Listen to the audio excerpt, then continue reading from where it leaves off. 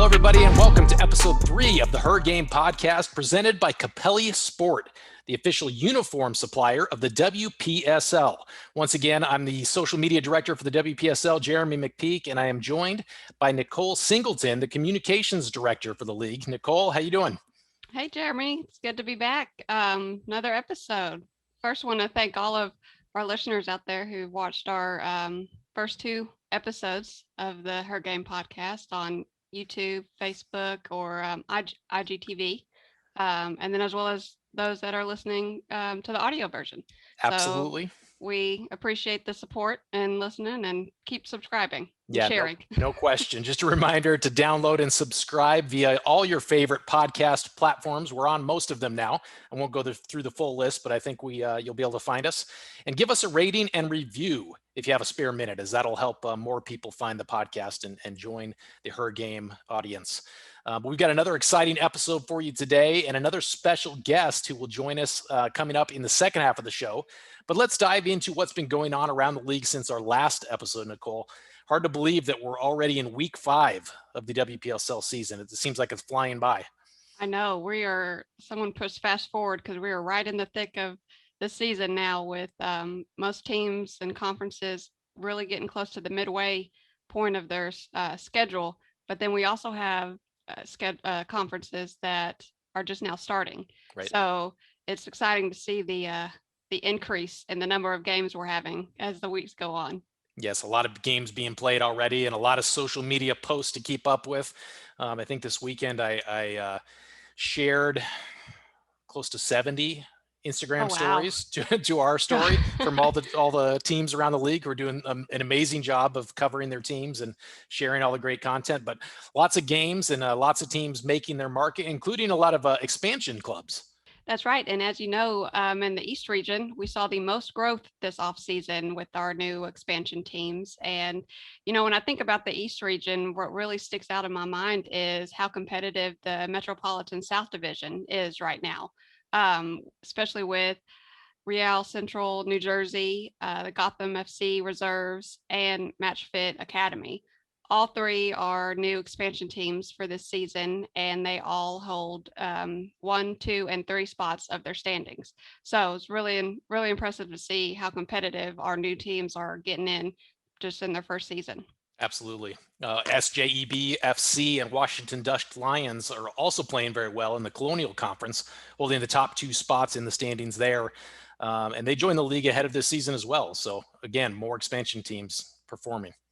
Exactly. And we mentioned new or conferences who are just now starting their season play, and over in the South region, the Sunshine Conference kicked off over the weekend, and then they are also getting really competitive throughout the South region with the Southeast Conference and over in the Carolinas, specifically with the Charlotte Eagles and then Nashville Rhythm over in Southeast Conference. Both are undefeated, and both are sitting at the top of their standings in their conferences. So a lot of competition going on. No question. And speaking of the South, I believe we've got a big matchup coming up this weekend, right?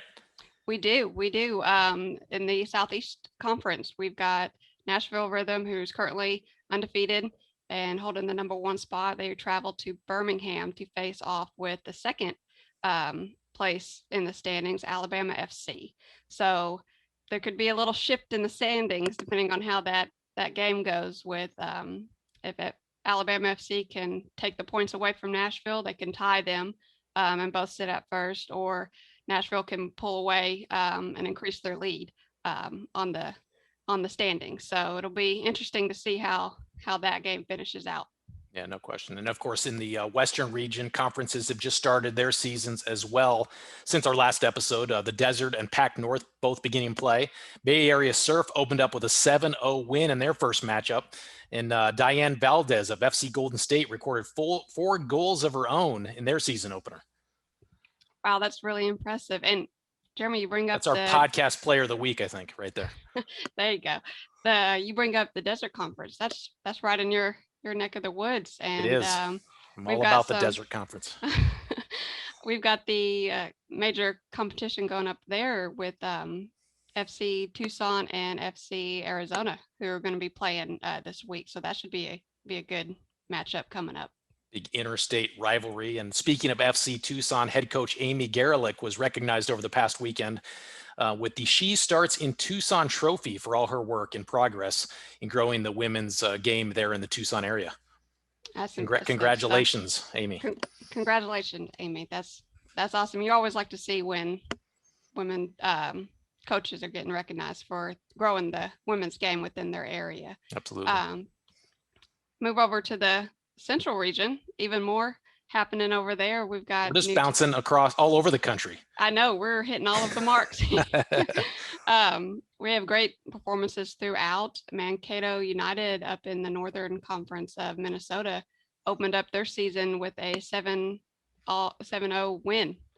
So very impressive right out of the gates. And then in Chicago, we have the Red Star Reserves.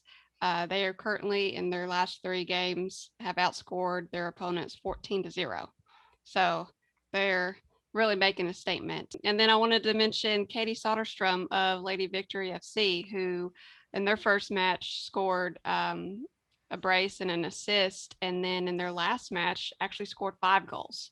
So she is really having a great start to her season, now having 7 goals and 2 assists on her career season right now. So Absolutely. shout outs to Kate on that. Yeah, no question. And Lady Victory, another 2021 expansion team. They've really played well so far and currently sit in second in the standings in the Midwestern Conference. And they also have a big matchup coming up this weekend as they travel to table leaders FC Pride. That should be a good one also. We have a lot of big matches coming up. Big weekend this week 5. So while we're in the Central region, the Red River Conference also opened up their season this past weekend, and that brings us to our very special guest that we will introduce here momentarily out of FC Dallas. But first, Jeremy, do you want to share with everybody who's going to be coming in for our episode 4? Yeah, absolutely. We're very excited to be joined by Yael Averbush. Coming up in 2 weeks. She's a former USWNT player and also a former NWSL player, as well as the executive director of the NWSL's Players Association currently. She's also the founder of Technique Football, which is helping our WPSL players to master their technical skills. So we're excited to talk to her about her entire career, as well as about Technique Football. So be sure to check that out again here on the Her Game podcast coming up in 2 weeks. All right, let's kick off the second half of the Her Game podcast presented by Capelli Sport, the official uniform sponsor of the WPSL. In this episode, we are very honored to be joined by a very special guest, a former goalkeeper from the University of Central Florida, and also a veteran WPSL player, Nahla Turner. Nahla, thank you so much for joining us today. You're more than welcome. Thank you for having me.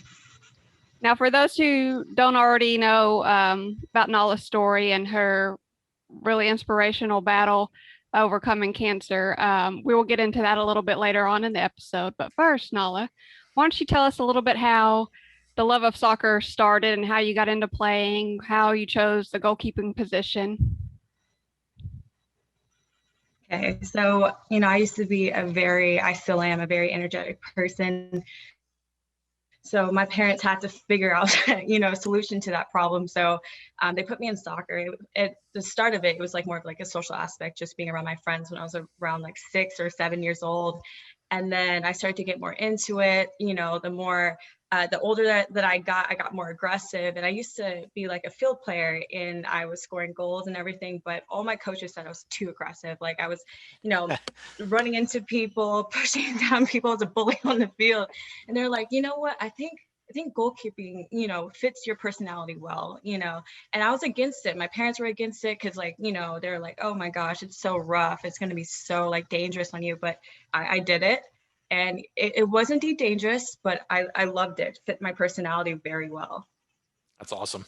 As a native Texan, specifically from the DFW, Dallas-Fort Worth area, tell us what it was about UCF that attracted you and brought you there, and also what it was like playing collegiately while also balancing your college classes. Right. It was UCF was probably the best decision that I made. I went to West Virginia before UCF my freshman year, and obviously I didn't like the weather. I'm from Texas, of all places. Snow is not my thing.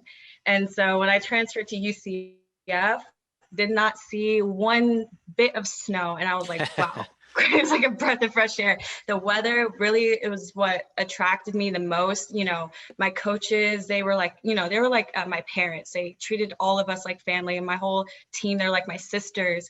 And it was just the overall environment was just like very positive, very welcoming. And that's what really, attracted me there. And, playing collegiate soccer at UCF was like, it was great. It was a really great experience. Just being around the girls, it was always a fun time. We were always having fun. Even, when we would lose games, people had smiles on their faces, like, okay, next one's going to be better than this one. And so, juggling college classes, it's difficult. It is difficult, but at the same time, it's doable, especially, if you're smart about what you do and like prioritizing things, like you'll get things done. It'll get easier over time, more you get used to it. From Arizona, I can relate to the not liking the snow. So I'm with you there. Yeah. Yeah, that beach weather is very kind of speaks for yourself on that. Now, Nahla, Right. You will be playing with FC Dallas this season, who starts their schedule off on June 9th at home. But this actually isn't your first time playing with FC Dallas. You played back in 2017.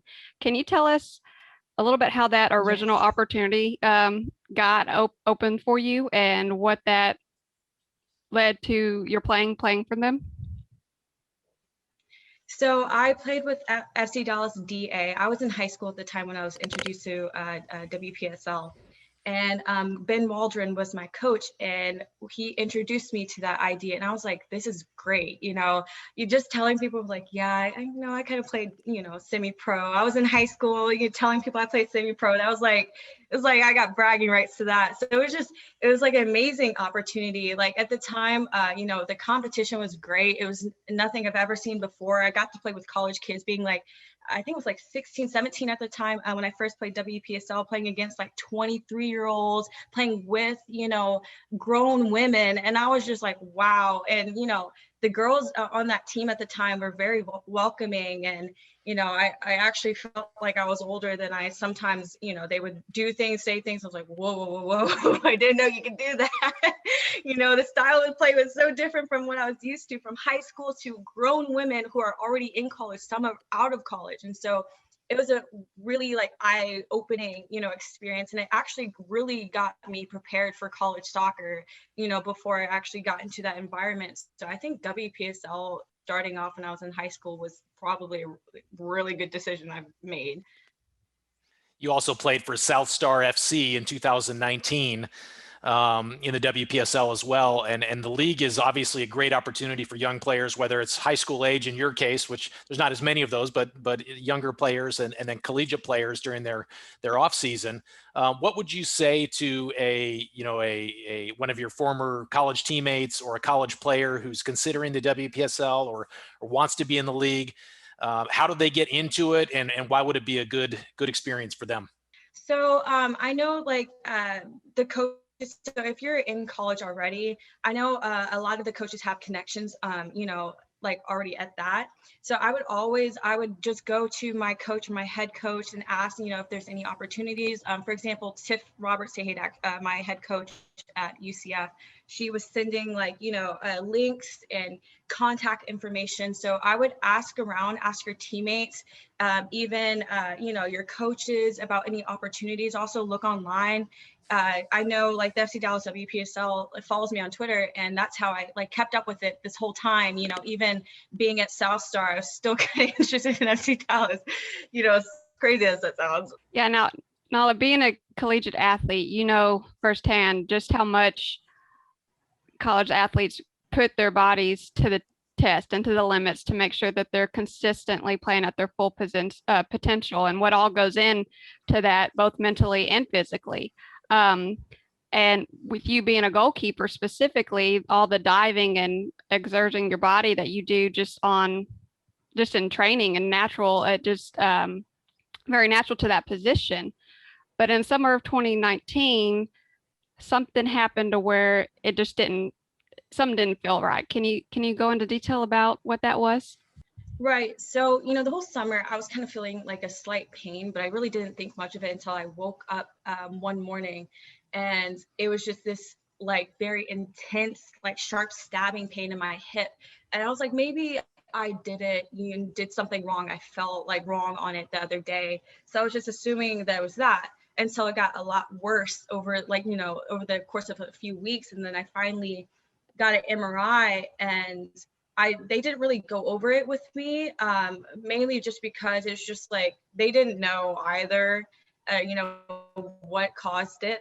It was just like, it was just weird. It was just very weird, and no one really knew what was happening. So that whole summer was just very filled with like confusion and pain. I'm sure you're used to a lot of pain diving. What did it take to get to that step where you decided to really look into it? And were those around you, your fellow teammates, your family, were they saying, "Oh, you've worked it too hard, you've landed too many times"? Is it like, I'm sure the reaction, people weren't thinking that it could possibly be something else, I would imagine. Right. Yeah. In my overall health. So it wasn't like, just the hip causing concern, my hip pain causing concern, and, be like, why am I feeling sick? Do I have the flu? And nobody, like, I wasn't, nobody said I had the flu. And my pain got to the point and get out of my bed. And whenever I finally told my parents that, they're like, this is very concerning. Like, you really need to come home and get this checked out. And for my birthday, I wanted to get a cortisone shot. It was so sad for my own birthday. That was the only thing that I wanted. I actually didn't get it because, the doctors told me they didn't know what was like wrong, so they can't give me a cortisone shot for something they don't know. So when the pain got worse, I couldn't walk. I was becoming crippled. That's when my parents were like, okay, this is not right. This is beyond a injury caused by sports, because your health is also declining as well. So Yeah, that's scary. that's when my parents said, okay. And this initially started in summer of 19, and it took maybe, I think, 6 months going through all of this, what ifs, trying to figure out what was going on. And then in January 2020, you did get confirmation that it wasn't just a normal, common keeper injury, that it was in fact cancer. Can you describe to us where you were when you found that, and what your initial thought was trying to process what was happening? Right. So I was with an old friend of mine on the soccer field, on our game field at UCF. And I knew that I was supposed to be on call that day about the results. I had a biopsy done a few weeks prior, and we were waiting the results. So when I finally got the call, I was like, hold on, can I add my dad, onto this, because I know he wants to hear it.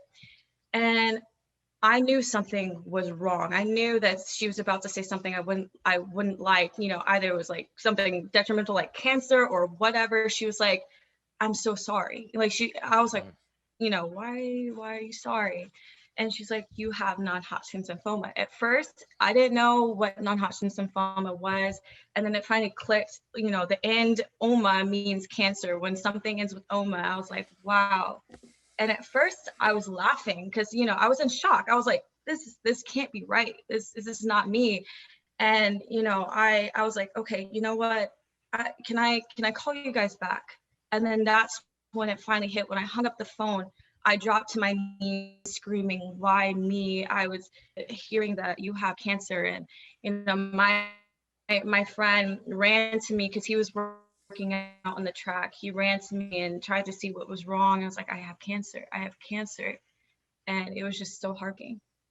I can't even imagine that. Obviously, the worst case scenario, last thing you possibly want to hear. How difficult was that just to tell all your teammates and coaches and friends and break that news to them? And what did the doctors say was next for you when you got that, when you got the results? What did they tell you to expect and what was to come?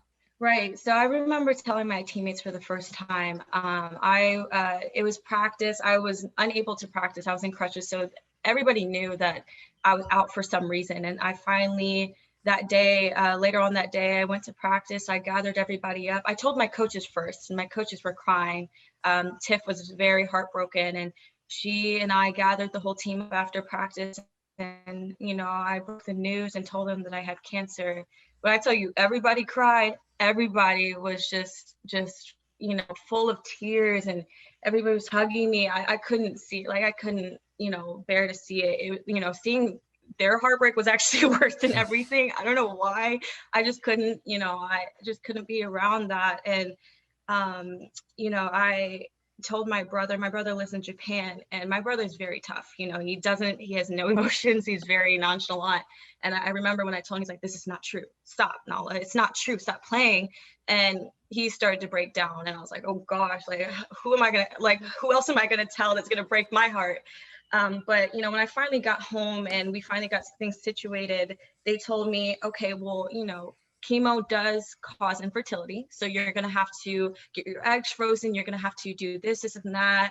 And then we want to start chemo right away after that. And I ended up starting chemo on my dad's 50th birthday. And I felt so guilty.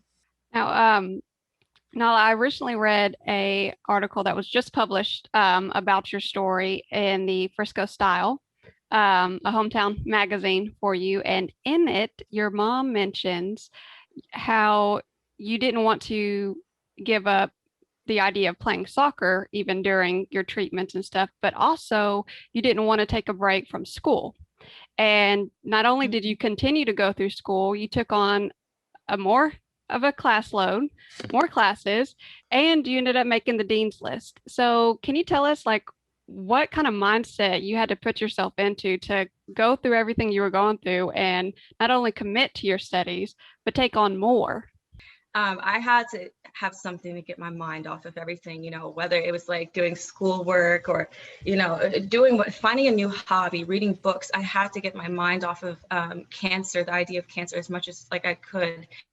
And I didn't want to be behind because I wanted to beat the odds. I already entered college early than I was supposed to, and I wanted to graduate early, and I was still on that plan.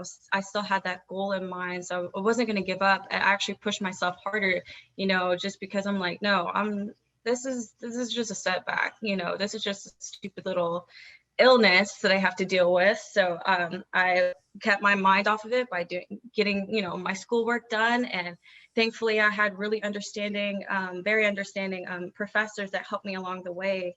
And that really motivated me to, push harder, because I'm like, you know what, I'm not in this alone. Like, my professors have me, my parents are helping me, I can do this. Couple questions for you here, Nahla. It's my understanding the doctors actually told you that because of the extensive damage to the hip, that you may not be able to walk the same again, or even potentially walk again. Is that correct? And what do you think when you hear something like that? Right. Yeah, I remember that day. They told me, since I had a very bulky, very massive tumor in my left hip, consumed most of my left hip bone. And when they told me, I was so broken, because like, the only thing I was thinking about was soccer, not the fact that I couldn't walk. It was the fact that I couldn't play soccer again. And and as horrible as it like sounds, like, if I didn't play soccer, I would be like, you know what, it is what it is. But since soccer is my life, it was very heartbreaking. I was like, no, this is not right. I want to beat the odds. I love beating the odds. I love when I'm challenged with something. It does not matter what it is. If it's a challenge, I'm going to take it on. So, when I got that news, I was very depressed at the time. But, when my condition, when I kept getting, when I kept feeling better after chemo, like, the first few days I was feeling like really bad. And then when I would feel better, I'm like, it's not so bad. Like, I could do this. Like, I'm getting better. Okay. Just keep going. Just keep. So, yeah. That leads me to my second question. Fighting those odds and taking on that challenge head on, continuing school, taking more classes, determined to get back on the field. Where does that fight come from? Where does that spirit and that don't quit attitude come from for you? So just seeing my parents heartbroken was enough for me to be like, I can't quit. I can't give up. I hated seeing them very sad, because I'm their only daughter. I'm the youngest, child, and just seeing them cry, like, especially my dad, he's very tough, just like my brother. And, seeing him cry, seeing him, depressed as well, my whole family, I couldn't, be depressed too. I had to put like a fake smile on my face. I had to put a mask on so that they could feel better, so that, they could move on with their lives and focus on, work or what they needed to do. So that was my motivation. That's incredible. And to our listeners, after battling the fight of her life and proving that all superheroes don't wear capes, Nahla found out in October 2020 that she was cancer free. So she did win this battle, which is great news. Nahla, can you explain to us the emotions of learning that you had won and you were cancer free now? Oh my gosh, I was so nervous leading up to that day. I remember the practices before that. I was messing up. I was like, oh my gosh. My coaches was like, are you okay? And I told him, I was like, well, I'm about to get my first PET scan after all of this. I don't know, how to feel. I don't know what to think. My mind is everywhere. And I finally went down to Houston and, got the PET scans done. When I got the call back, Nahla, you're cancer free. I was so elated. I was just like so at ease now. I was like, I can finally just focus strictly on soccer and not, have this, cancer cloud, in my head. Like, it's just a breath of fresh air. I was just like, finally, oh my gosh, now I can get that out of the way and I can stay strictly in the soccer, path. I can't even imagine what that must have been like for you. Here we are 7 months later, and you just graduated in May. Congratulations. That's awesome. And graduated early on top of that. And now here we are just days away from your Yes. WPSL season opener with FC Dallas. Describe to us what it was like on that fitness journey, getting back into competitive shape and getting ready, and how's it going to feel to be back out on the pitch again here as the season's about to kick off? Right. So with chemo, you have to take steroids. And so I gained around 35 pounds on steroids. And I knew that was going to be a huge hurdle that I had to jump over. And so over time, over the next few months after I stopped chemo and radiation, I was running as much as I could, even though I was very tired. And, I finally lost the weight. And January 9th of this year, the 1 year anniversary of me being diagnosed, we had a fitness test that we had to do that I was preparing for. And not only did I pass the fitness test, I actually I had a set personal record. And it was just so, like, I was so proud of myself, on the 1 year anniversary. That day I passed the fitness test and I lost 35 pounds and wow. I was fitter than I've ever been in my life. And it was just a wow moment. I was so proud of myself. I mentioned superheroes don't always wear capes, just for that reason you're describing. And I don't say this lightly. You show incredible strength and your story is truly inspiring. What would you say to someone who has just been diagnosed or going through what you're going through on how to find that inner strength that you did to keep going and to not give up? Right. I would tell them that always keep yourself occupied with it. Don't think too much about it, because when you think too much about, the cancer diagnosis, you really, it gets in your head and messes up with your head. So, always keep yourself occupied and with things that make you happy. Make sure you're around people that make you happy, that are very supportive. Befriend people who are going through the same things or who went through the same things, so that you're prepared for what you have to go through, or you have the right support system, because nobody truly understands a cancer diagnosis unless you've been through it yourself. And so I really recommend having friends who are going through it or who have went through it. But you know what? Literally use that as fuel. Use your cancer diagnosis as fuel, because you're going to inspire millions of women, men, boys, girls around the world, just you fighting that, horrible disease. Before you even beat cancer, you're already an inspiration to millions of people, right? Because a lot of people are looking up to you right now. And, yes, do it for yourself, but do it for everybody, be an inspiration, because, this is a heck of a fight. And when you finally beat it, when you finally get to ring that bell, man, oh man, it feels amazing. And the amount of support, the amount of, people who are like congratulating you feels amazing. Absolutely. Well, you're going to have a lot of fans around the country supporting you and cheering for you this year, this season with WPSL. The FC Dallas, of course, as we mentioned, opens their season at home on June 9th, next Wednesday, or this coming Wednesday. And Nahla, we wish you the best of luck this season. We're going to be cheering for you, and we are so appreciative of you taking your time today to share your story with us. Absolutely. Thank you so much. I really appreciate it. Thank you, Nahla, and good luck this season.